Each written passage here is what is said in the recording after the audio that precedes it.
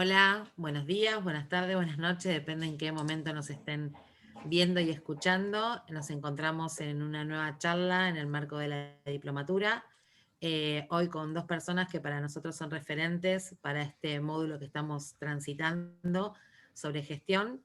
Ella es Tati Cabral. Es del Chaco, es compañera nuestra de la diplomatura también, entre otras cosas. Actualmente es la directora de memoria, de la Dirección de Memoria, Verdad y Justicia de la Secretaría de Género de la provincia de Chaco, de Derechos Humanos y Género de la provincia de Chaco. Escultora, una gran escultora, y varios años fue la coordinadora del área de museo de la Casa de la Memoria del Chaco en la ex brigada de investigaciones de la policía de la provincia de Chaco. Hola Tati, ¿cómo estás? Hola, ¿cómo están?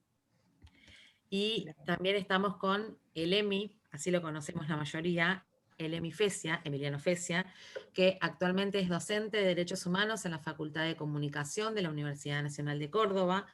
Entre el año 2008 y 2019 fue el director del Espacio de la Memoria y Promoción de Derechos Humanos del ex-CCD La Perla. No iba a decir IT porque estoy acostumbrada a decir IT, pero ex-CCD La Perla. Y C también.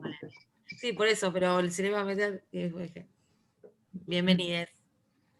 Gracias, Bueno, hoy gracias. nos encontramos un poquito para charlar esto que venimos dialogando, sobre todo para las preguntas que tenemos sobre cómo transitamos en Argentina, no solamente a nivel local, sino a nivel regional, una pregunta de qué es para nosotros un museo de la memoria, en qué clave hoy entendemos y fuimos debatiendo y construyendo, ¿no? El Museo de la Memoria, los museos de la memoria. ¿Qué idea de museos se trabajan a través de las experiencias y de las muestras? ¿En qué clave estas muestras museográficas, la materialidad de estas muestras museográficas se tensionan con los testimonios, las vivencias y sobre todo con la convivencia en el sitio, en el espacio para la memoria, ¿no? Entonces, un poco todas estas preguntas en general son las que nos venimos haciendo y adentrando para iniciar este primer diálogo en esta instancia de la Diplo. Así que no sé si alguien quiere acotar algo más, si no le damos la palabra a alguno de los dos. Sí, ¿quién arranca? Arranquen. No sé, fue como, me estaba pensando el camino, cómo fue cambiando. Las respuestas a esas preguntas por ahí iban cambiando cuando me pensaba en el 2008, en el 2012, en el camino del sitio, ¿no? Inicialmente, los objetivos, hasta los mismos de la ley por la comisión, que era promover, visibilizar, hablar sobre los hechos de la última dictadura, poner en debate, que es un lugar de debate, de reflexión. Y después eso también fue como creciendo, ¿no? Y complejizándose. No sé. Igual, digo, las respuestas a esas preguntas creo que aún hoy nunca llegan a ser definitivas o con un encuadre absoluto, esto es un museo, esto no. Sí, cuando arrancamos también, ya en Córdoba, con la experiencia de las discusiones y la práctica de la apertura del archivo de la memoria, creo que ustedes estuvieron con Ludmila, fue un gran aporte ya las reflexiones sobre esa experiencia, insertos en el debate de algo novedoso, si se piensa en términos sociales más largos, que era construir estos lugares como sitios, espacios, museos en esa tensión, y creo que había por lo menos sí un consenso generalizado, con todo consenso no es unánime, de que no se quería reproducir una idea de museo, si se quiere, clásica, estanco, digamos, encuadrado, te voy a contar algo del pasado, digo. También entramos en un proceso de la resignificación de los museos clásicos, inclusive los grandes, como que tienen ustedes allí en La Plata, a escala mundial y local también, en esto de hacer mucho más interactivos los clásicos museos. Y desde ahí había un rechazo fuerte a ese sentido de museo, desde el cual tomamos. Cuento como experiencia, lejos de anular esa discusión, nosotros, nosotras, acá en Córdoba, lo que hicimos que para construir el proyecto institucional, hicimos varios encuentros con sobrevivientes, con los organismos, etcétera, etcétera, de las cuales salieron las directrices de las ideas básicas, ¿no? Ni siquiera podemos decir que era un proyecto en ese momento, y una tensión muy grande entre contar lo que fue el sitio, y desde ahí prácticamente que no se pudiera hacer ningún otro tipo de actividad que no fuera eso, dicho también por los propios sobrevivientes que no había que poner el foco ahí, sino en actividades para la vida, etcétera, etcétera. Entre estos dos tipos ideales, lo podemos decir al estilo Weber, nos situamos, bueno, en esta tensión vamos a recorrer nosotros, nosotras, el armado del proyecto.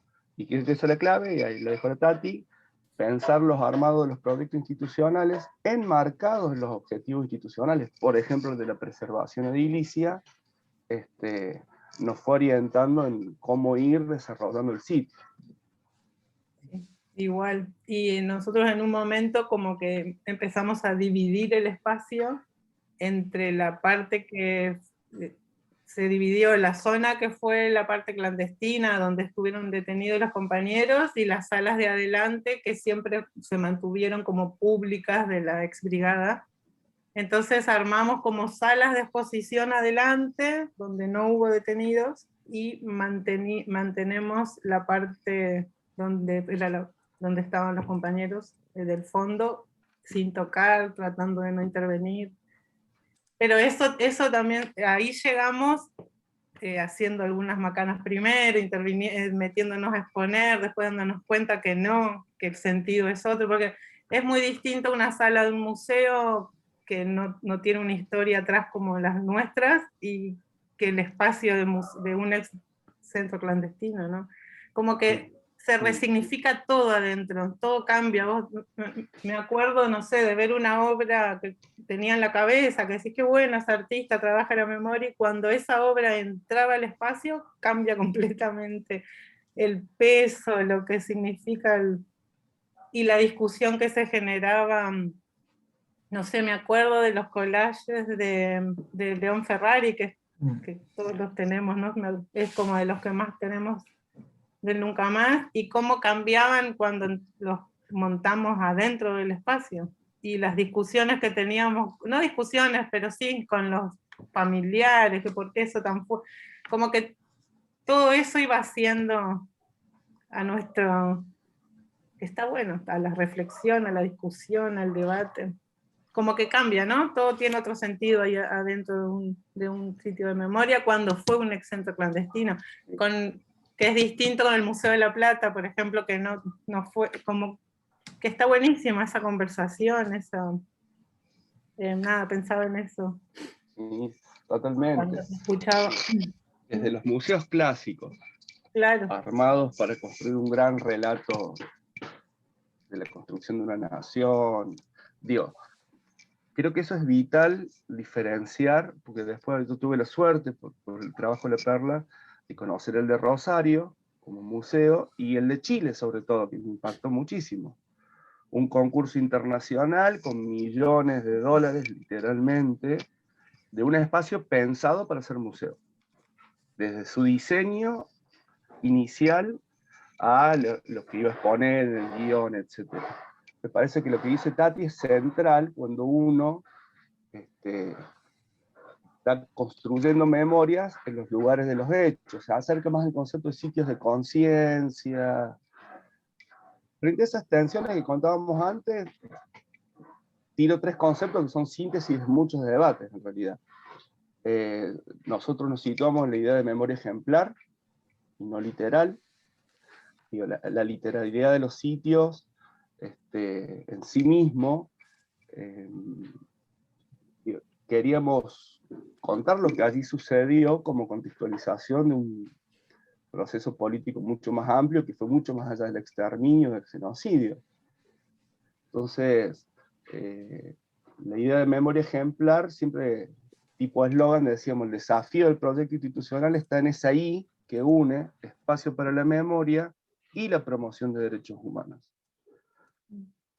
Por obligación de ley, como contaba Tati, con 3-4 años de laburo establecimos como 3 zonas, 3 categorías de preservación diferentes, que a su vez nos daban 3 tipos de estrategias de intervención espacial diferentes.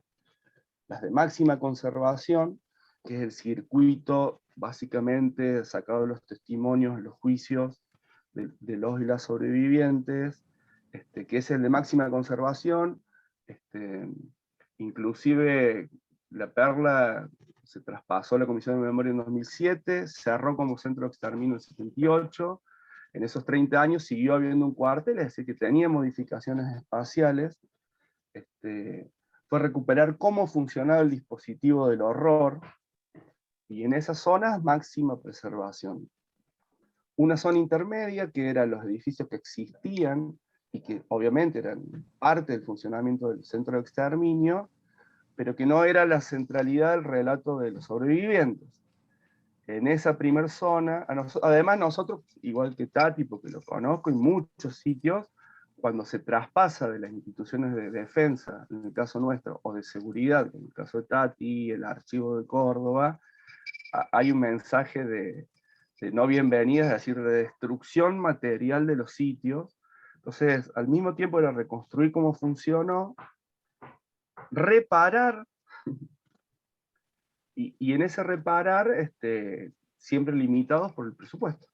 Entonces, la segunda categoría de preservación e intervención, que era intermedia, es donde nosotros empezamos, en función de las preguntas que nos hacían, a montar muestras pensadas como dispositivos museográficos. Toda la museografía nos vino a ayudar muchísimo en el sentido de para quién estamos construyendo esto. Y bueno, hicimos una tipología de públicos, por si quieren. Te silenciaste, Emiliano. Y un tercer lugar, ahí se retomó, avatares de la virtualidad. Y un tercer lugar de mínima preservación y de máxima intervención, que es, por ejemplo, donde establecimos que son los edificios que se construyeron después que cerró el campo de concentración. Entonces, en esos lugares con mucha más libertad tiramos paredes, levantamos paredes, armamos nuestras oficinas de trabajo, no solo por esta categoría, sino porque realmente era muy denso pensarse como trabajador y trabajadora cotidiano en el mismo lugar que era la sala de tortura. Nunca lo pensamos así, pero cercano a ese circuito donde circulaban los detenidos y detenidos desaparecidos. Entonces, esas 3 categorías, que fue una construcción de años, nos ordenó muchísimo el horizonte de las intervenciones museográficas después. Entonces, ustedes conocen, si alguna vez, o quizá muchos quienes estén haciendo la diplomatura han podido ir, el circuito que con el tiempo, hacia los 10 años de apertura, le pusimos museo del sitio, que era el circuito del dispositivo concentracionario, tiene casi nula intervención. Toda la zona intermedia es donde establecimos las muestras permanentes del relato museográfico, y los otros edificios donde desarrollamos las actividades de pedagógica en el sentido de promoción de derechos humanos. Jóvenes, salud, educación, etcétera, etcétera. Más o menos sintetizando que fue una construcción, pero nos ordenó mucho la mirada profesional era el arquitecto del sitio en ese momento, el Pablo, de permitirnos pensar el espacio no solo como arreglo de las paredes o que se va a colgar o no, sino cómo circulaba la gente, cómo nosotros queríamos que circule por ese lugar. O sea, entras de un lado del pasado y salís del presente, o entras del presente y te vas hacia el pasado para volver a salir del presente. Y eso fue muchísimo trabajo, muchísimo trabajo. Y un concepto más y cierro, que nos calmó muchas angustias y nos llevó a esto que decía Tati al principio, el experimentar. Agarramos la idea de gestión como creación, no solo como administrar los dados, como lo reduce el neoliberalismo. Gestar algo nuevo. Y en eso, tranquilizarnos de que nosotros no íbamos a poder dar cuenta del todo, de todas las preguntas, ni teníamos respuestas para todo. En todo caso, desde la memoria, pensarnos como interpeladores para que la construcción del relato vaya más allá de la visita al sitio. Y ahí nos ayudó mucho el concepto de Ludmila, de territorio de memoria. Si bien hay una estructura general marcada por la ley y luchada históricamente por el movimiento de derechos humanos, de contar que fue la dictadura cívico-militar para luchar en el presente por los derechos humanos, estoy sintetizando, cómo esa estructura de relato macro o esa intención política, y lo digo adrede, explícitamente, se tiene que resolver en cada sitio en función de su contexto y de los recursos y las memorias que se disputan en ese contexto y de los recursos reales que tenés. Entonces, la idea de territorio de memoria dentro de una línea común, construida, que además nos fuimos construyendo, los que estamos aquí nos conocemos en esta invención y esta creación continua, cómo lo resuelven allá en La Plata, cómo lo resolvieron en Mansión Seré, cómo lo resolvieron en Exesma, cómo lo resolvieron los Cumpas en Chaco, fue alimentándonos esa cosa común que después cada uno tenía que resolver en concreto en función del enclave en el que está el sitio. Es muy diferente la Perla en Córdoba del archivo de Campo de la Ribera. Y no es a nivel conceptual la diferencia, sino en qué territorios están enclavados cada uno de los lugares. No sé si me... Te escuchaba y pensaba en nuestro sitio, que claro, físicamente es distinto a La Perla, y cómo lo fuimos resolviendo. Nuestro sitio es una casa antigua, tiene más de 100 años, fue la casa del primer gobernador de la provincia, en pleno centro de la ciudad de Resistencia, enfrente de la plaza central. Entonces, como ahí cambió, ¿no?, nuestra manera de... Sí, estamos como amontonados, mi oficina daba la ventanita al sótano, y así es como otra dinámica, ¿no? Y por eso habíamos puesto las dos salas primeras cuando entras, una casa antigua con ventanas muy grandes que se ven a la calle. Ahí pensamos en muestras itinerantes o que cambien, como para que haya un fluido de gente que entre y salga de otros.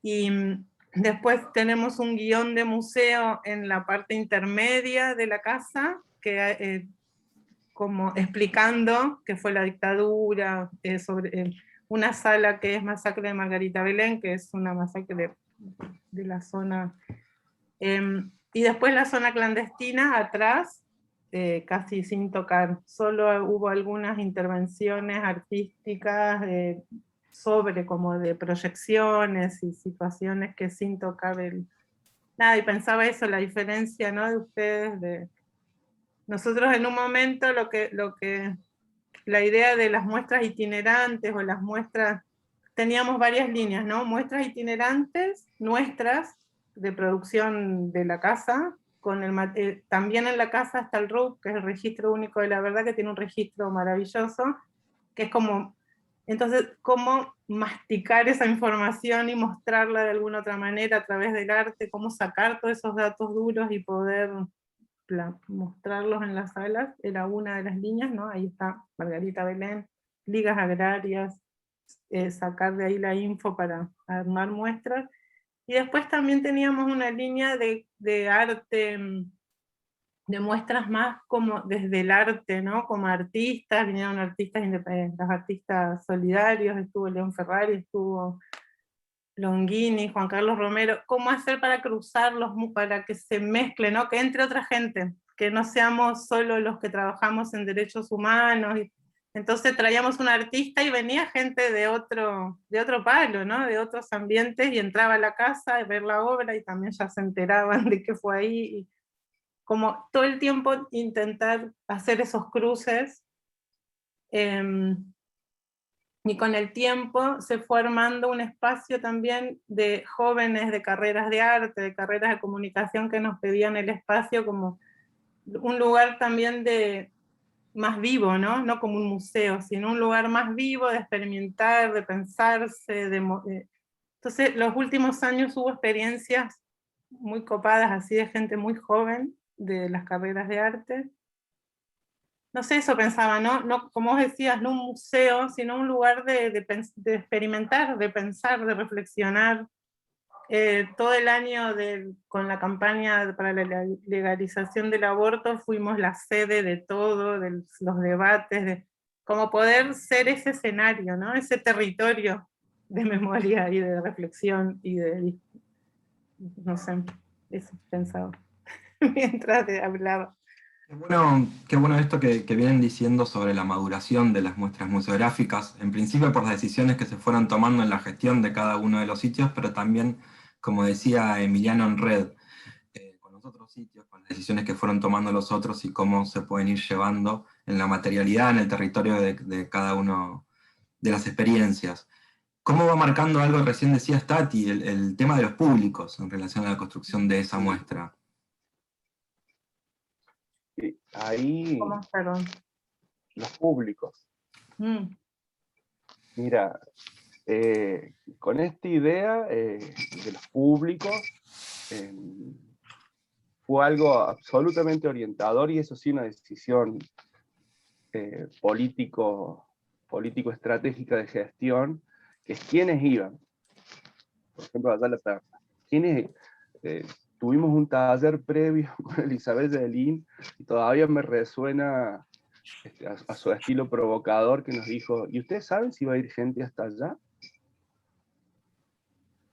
Cuando hizo esa pregunta, es claro, podría, digo, la Perla, para quienes no conocen, está a 15 kilómetros de la ciudad capital de Córdoba, son 4 hectáreas, inserta en un territorio de 15.000 hectáreas que siguen siendo del ejército argentino. Aislada, digamos, pero literalmente aislada. Alrededor solo hay territorio de defensa de la nación. Entonces, ya con la experiencia del archivo y las discusiones en red, de la Red Nacional de Sitios, desde el principio, y por el perfil de quienes trabajábamos ahí, me viene sobre todo Mariana Tedo, con su formación en antropología, etnografía, fue un trabajo sistemático registrar quiénes entraban e intentar sistematizar las preguntas más recurrentes que hacía ese público. Entonces también nos costó varios años, pero hicimos como una tipologización de públicos que van sobrevivientes y familiares o víctimas directas de ese lugar. Evidentemente iban y van ahí buscando otra cosa que no es conocer, ya saben lo que fue la Perla para sus vidas. Entonces a eso le pusimos como un objetivo de rememoración, un espacio para el duelo, el reconocimiento y el homenaje. Entonces era toda una línea, y ahí el área de investigación nuestra era la encargada de acompañar esas visitas muy especiales, y ese acompañamiento tenía que ver con que nos aportaran, en el caso de sobrevivientes, datos que no teníamos, si querían, y en el caso de los familiares, qué significaba para ellos. Y el otro gran público, que es el mayoritario del principio hasta ahora, era y de ahí desarrollamos el concepto de pedagogía de la memoria, las escuelas, que a diferencia de lo que contaba Tati, del archivo en Córdoba, de la ex-2 de Chaco, que están insertas en el centro, a la Perla, la escuela que iba es porque había decidido ir, ¿no? A estos sitios también, pero muchas veces hay escuelas en tour, en City Tour, en el centro de Córdoba, que pasan por el frente del archivo. No, los que iban a la Perla decidían que 2 o 3 horas iban a ir allá, y ahí se desplegó toda la estrategia de pedagogía de la memoria. Y un tercer público, que nosotros es menos frecuente. De hecho, los primeros años fueron un fracaso en nuestra política cultural, ciclos de cine, ciclos de talleres. Fracaso en el sentido que iba por la distancia, mucha menos gente de la que creíamos. Un tercer público que le pusimos a eventos especiales. Y que en La Perla terminó funcionando mucho más, con grandes eventos culturales, recital de Liliana Felipe, la Feria de Derechos Humanos armada con la Mesa de Trabajo, recital de León Gieco, en esos grandes eventos, o en talleres de formación articulados con otra organización. Si esa otra organización no se encargaba de la convocatoria, difundirlo como una agenda cultural en sí mismo para La Perla no llevaba público. No sé si me explico. Entonces estos tres grandes tipos de público, de familiares sobrevivientes, visitas pedagógicas y visitas a eventos especiales, culturales o de formación, tenían cada uno su estrategia en cómo recorrer el sitio de manera diferencial. ¿Me expliqué? ¿Sí? ¿Entendió? Nosotros, claro, escuelas siempre, guías en un momento venían, ahora con la pandemia cambió mucho, pero todos los días había guías, sobre todo los meses alrededor de marzo y alrededor de diciembre, que es el aniversario de Margarita Belén, no dábamos abasto, y eso estaba bueno. Y nosotros al revés, sí, con eventos culturales es como como estamos tan céntricos, como que podíamos combinar entre lo que nosotros generábamos y también organizaciones sociales que nos pedían el espacio, o artistas que los museos tradicionales por ahí no tenían espacio, y tenía que ver con el tema, y armábamos una mezcla. Una vez vinieron ceramistas que no andaban, que nadie les daba espacio, entonces dijimos, bueno, busquemos, vamos a mezclarlo con, hay una ceramista desaparecida, vamos a pensar y empezar, y se armó una muestra maravillosa, con esa inquietud, que vinieron pidiendo espacio nomás, y terminamos sacando cosas que ni los ceramistas más jóvenes no sabían, y como que el arte y lo cultural fue muy fuerte siempre en el espacio. Ahí no sé si es porque justo coincidimos un par de fanáticos que tenemos que ver con ese tema, y además el espacio tan bien ubicado, ¿no? Tan céntrico. Tenemos un garage que se abre y se hacían unas kermeses y situaciones más al aire libre, fines de semana. Recitales que se armaban el 11 de diciembre, también es el aniversario de recuperarle el espacio. Entonces se abría por el recital, pero era toda la noche gente circulando, y ya le haces la guía, y ya conocen las muestras fijas, el guión del museo, como todo el tiempo esa comunicación. Y siempre disponible el espacio como prioridad a organizaciones sociales o que necesiten. Hay un salón lindo arriba que si se necesita, plantean, queremos hacer cine por la diversidad, por supuesto, acá está el espacio. No tenemos dónde ir a discutir, vengan para acá, como hacer un lugar disponible para la discusión. Lo que decís, Tati, pregunto, pero estoy casi seguro, nosotros nos llevó a un aprendizaje muy fuerte, que fue empezar a desarrollar muchas herramientas de gestión para ordenar las demandas. Digamos, porque si no, y a llegar a algo que parece de sentido común, ni sí siempre, ni no siempre, ni sí a todo, ni no a algo que aparentemente no tuviera que ver con la memoria, sino en cómo estás. Estos pedidos de visitar y conocer el sitio. En el caso de pedagogía tuvimos que ordenar porque caían escuelas sin previo aviso, entonces siempre fuimos muy pocos y pocas. Era un lío. Entonces nos llevó varios años a que llamen antes, que se registren, darles un turno en la previa, digamos, muchas propuestas que quedarían desde familiares, hacer una obra de teatro en La Perla porque ahí había desaparecido su ser querido, y alguna vez me tocó decir que no, en el rol de gestión, porque no, o cuál es el sentido de eso, y otras veces sí, pero trabajemos la convocatoria y el sentido, digamos. Y es muy difícil ordenar la demanda, como cualquier institución pública, porque nosotros sí siempre discutimos mucho políticamente, y tuvimos varios talleres internos permanentemente, talleres de recepción, le decíamos. ¿Qué es esto? ¿Quiénes vienen? ¿Para qué vienen? Podemos sistematizar las preguntas recurrentes.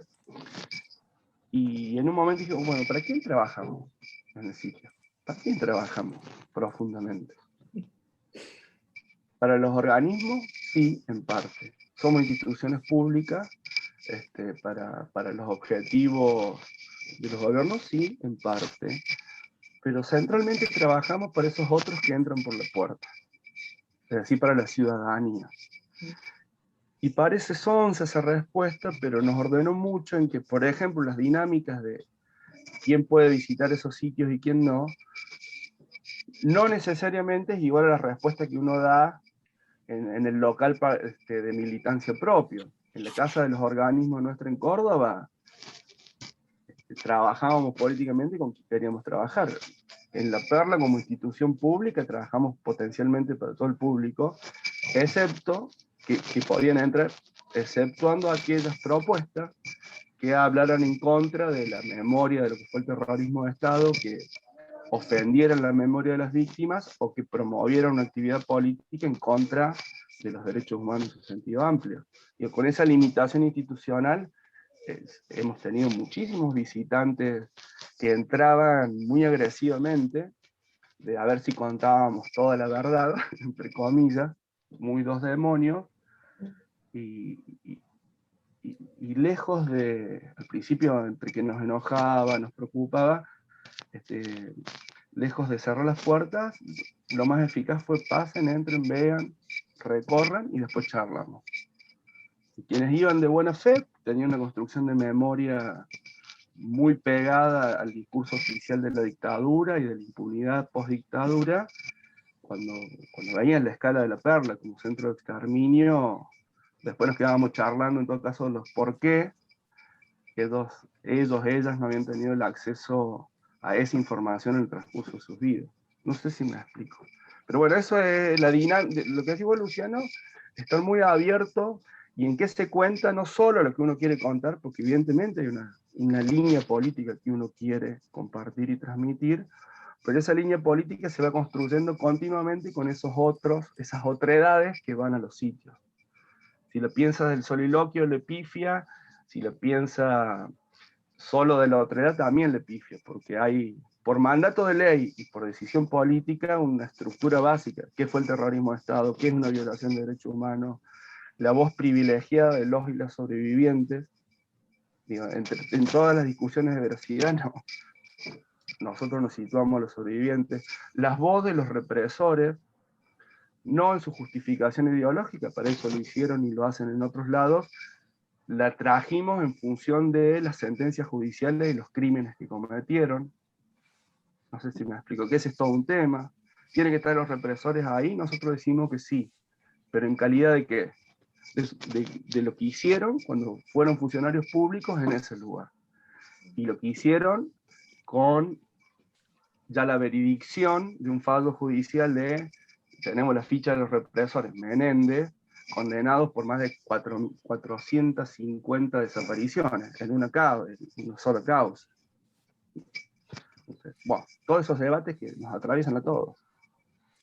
Emiliano, Tati, la verdad que les agradecemos muchísimo cómo han contado las experiencias, cómo han contado las decisiones que se fueron tomando en la construcción museográfica, teniendo en cuenta la materialidad, teniendo en cuenta los relatos de los testimonios, teniendo en cuenta los públicos.